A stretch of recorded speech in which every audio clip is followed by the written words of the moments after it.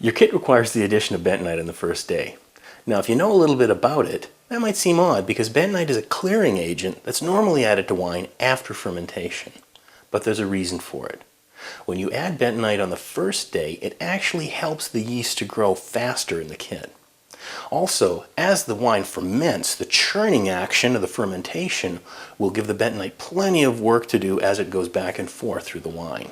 So add it on the first day, just as instructed. Bentonite dissolves very easily and can be simply stirred into 2 liters, which is about a half a gallon, of hot water in the bottom of the primary fermenter.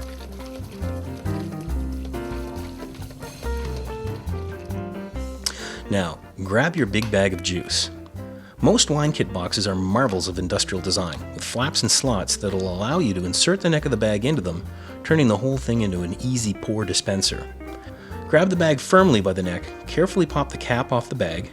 Bag decappers are sold for this purpose, but a bottle opener does an admirable job, or even just a firm kung fu grip. Pour it into the primary fermenter. Try not to splash, because red grape juice stains like crazy, and even white grape juice is pretty sticky. Don't leave any spills behind to attract insects or to breed spoilage organisms.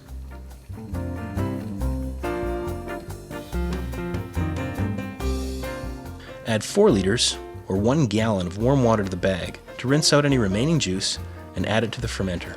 Waste not, want not.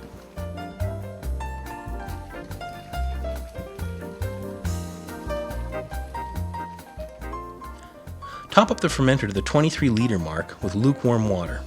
Remember, your kit's designed to ferment between 65 and 75 Fahrenheit, 18 to 24 Celsius.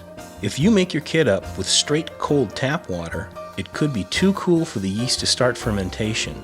Then you'll be forced to hang around until it warms up enough to pitch the yeast. Stir the juice and water mixture vigorously for a full 30 seconds. This is one area where people tend to fall down. You've got to really stir vigorously. The problem is that the juice and water have wildly different coefficients of viscosity. In normal talk, this means they're a bit like oil and water. They don't want to mix. So you have to get in there and really stir. Otherwise, they could settle out in layers of higher concentration of juice and lower concentration. Now, getting in with a spoon and really being vigorous is good. But if you have trouble with upper body strength or you're simply tired of all that stirring, you can use a drill-mounted stirring whip. They work great. And you don't have to worry if it looks like you're getting a little bit of air into the juice. That actually helps the yeast to ferment more effectively right from the beginning. So get in there, stir really hard. Now, grab your sanitized wine thief and use it to draw a sample of the juice. Put it into the test jar and use your hydrometer to check the specific gravity. Reading a hydrometer is a snap. Just look across the surface of the liquid it's floating in and read the numbers on the lines right at the level of the juice. Whatever you do, don't put the hydrometer in the bucket and try to read it there. You'd have to look down over the lip of the bucket, and that'll give you a false reading. The gravity should read between 1070 and 1090 depending on the wine type.